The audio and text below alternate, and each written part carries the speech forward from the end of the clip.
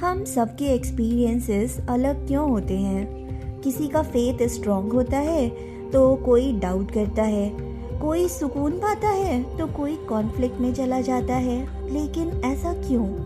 क्या ईश्वर सबको एक जैसा नहीं बना सकता?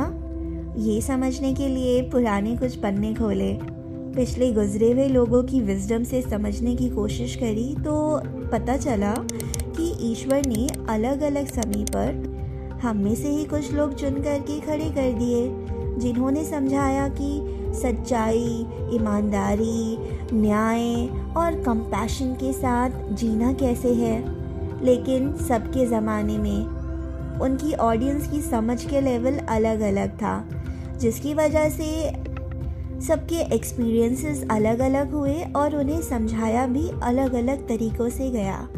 जैसे हम आज के टाइम में देखें तो टेक्नोलॉजी कितनी एडवांस हो गई है, डिजिटल एरा में जी रहे हैं हम। तो अब लोग कैसे समझाते हैं?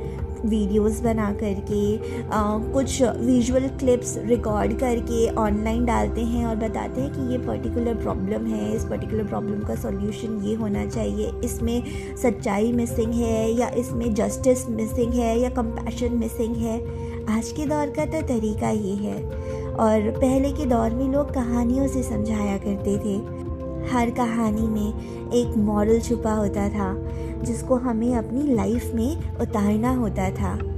लेकिन जब समझाने के तरीके अलग अलग हुए तो लोगों ने उन डिफरेंसेस को अपनी ईगो का रीज़न बना लिया और वहीं से आपस में कॉन्फ्लिक्ट्स शुरू हुए।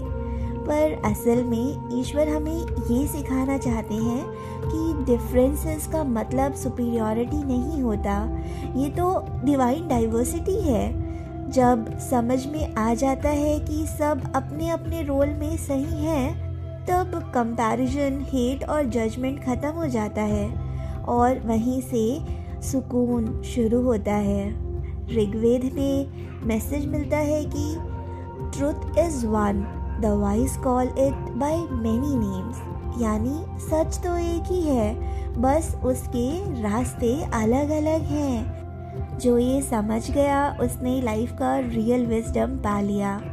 तो जब नेक्स्ट टाइम किसी का ओपिनियन या बिलीफ आपसे अलग हो तो आप उससे ओपोज मत करो, समझने की कोशिश करो, क्योंकि ईश्वर ने वैरायटी बनाई ही इसलिए है ताकि हम टॉलरेंस, एम्पैथी और विजडम सीखें। So respect the differences. That's also a form of worship.